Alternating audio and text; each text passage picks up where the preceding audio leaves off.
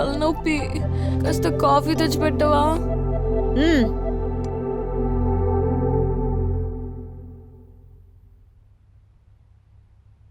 రాత్రి ఏమైనా తేడా జరిగిందా? చిచ్చి, నాతో మాట్లాడుకో. సిగ్గు లేకుండా రాత్రి తాగి నీ వాలకం చూస్తుంటే చంపేయాలనిపించింది. అయ్యో ఒట్టే, నేను అస్సలు తాగలేదు. మాటలో పెట్టి ఎవరో కలిపేశారు. తర్వాత ఏం జరిగిందో నాకు అస్సలు గుర్తులేదు. పీకల దాకా తాగొస్తే ఏం తెలుస్తుంది? పైగా ఎవరో కలిపారంట. నిజమే. నువ్వు నమ్మితే నమ్ము, లేకపోతే లేదు. అమ్మ చూసిందా? అమ్మ చూసుంటే ఈ చెంప ఆ చెంప వాయించుండేది. ఏదో ఆ అబ్బాయి మంచివాడు కాబట్టి నిన్ను జాగ్రత్తగా ఇంటి దగ్గర వదిలాడు. ఎవరు? గగనా? అతనే. ఏంటో బామ్మ, ఏదో చేసుకుంటూ పోతున్నాను, కానీ ఒకవేళ సాగర్ లేచాక ఇవన్నీ చూసి ఏమంటాడు అని భయంగా ఉంది. ఇవన్నీ తన కోసమే చేశానంటే నమ్ముతాడా? సాగర్ని ఆ స్థితిలో చూశాక డాక్టర్లే చెప్పలేమంటే బ్రతుకుతాడన్న నమ్మకంతోనే కదా నువ్వు కంటికి రెప్పలా కాపాడుతున్నావు. ఇది కూడా అంతే. ఏమో, ఆ మైండ్ ఒకటి చెప్తుంది, హార్ట్ ఇంకొకటి చేస్తోంది. ఏం జరుగుతుందో నాకేం దిక్కు తోచడం లేదు. నీ మనసుకు తోచింది చెయ్యమ్మా.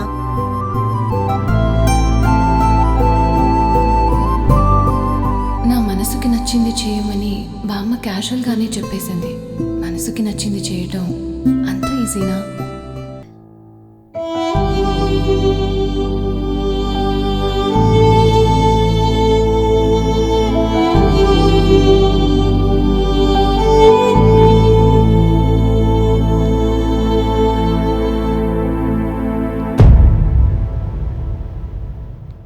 వెళ్ళిపోతున్నావా? సాగర్, సారీ, నా వల్ల నీకు బాధ కలిగినందుకు. మీ ఇద్దరిలోకి ఇంప్రెస్ అయ్యి సినిమా తీశాను, కానీ మధ్యలో చిన్న డిస్టర్బెన్స్. మీ మధ్య ఇంక నేనే కాదు, ఇంకెవ్వరూ రారు. కోమాలో ఉండి నేను చూడలేని రాజీ ప్రేమని, బాధని నాకు చూపించి నీకోసం నలిగిపోతున్న మనసును వదిలిపెట్టి వెళ్ళిపోతావా? ఏం మాట్లాడుతున్నావు సాగర్? కొంచెం అర్థమయ్యేలా చెప్పు. నా ఇష్టం కన్నా నీ ప్రేమే గొప్పది. నా ప్రేమేంటి సాగర్?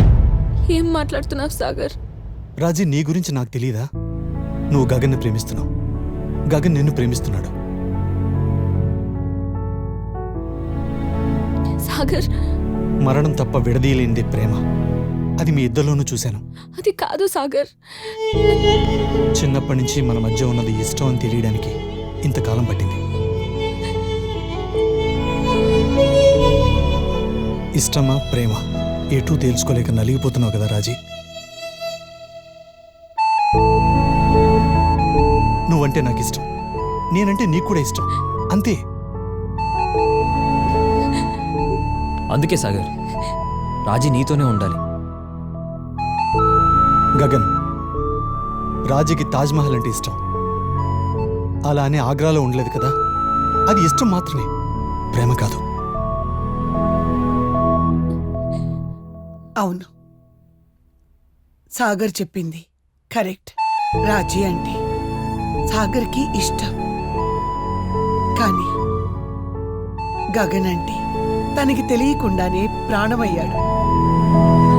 అదే కదా ప్రేమలో ఉన్న మ్యాజిక్.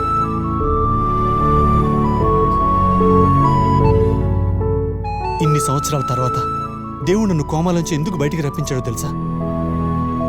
నేను రాకపోతే వీళ్ళ ప్రేమను సమాధి చేసుకుని కేవలం నా కోసం ఆలోచిస్తూ వాళ్ళు వేరయ్యేవారు.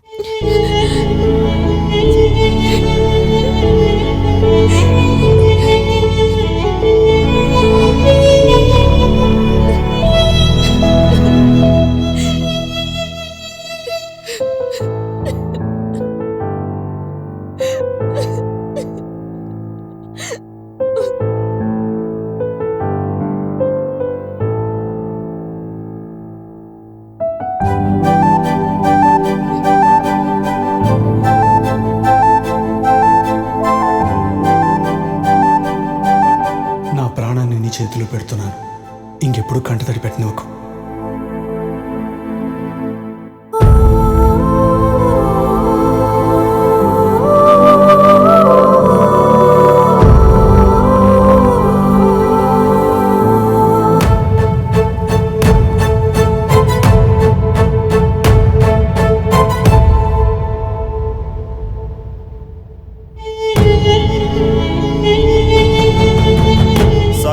కరెక్ట్. ఇంతవరకు సాగర్ ఏం చేసినా రాజీ హ్యాపీగా ఉండాలని చేశాడు. ఇప్పుడు కూడా తన సంతోషం కోసమే సాగర్ దూరం అవుతున్నాడు.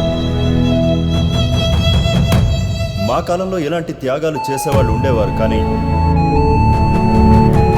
ఈ కాలంలో కూడా సాగర్ లాంటి వాడు ఉండడం చాలా గొప్ప విషయం తెలుసా?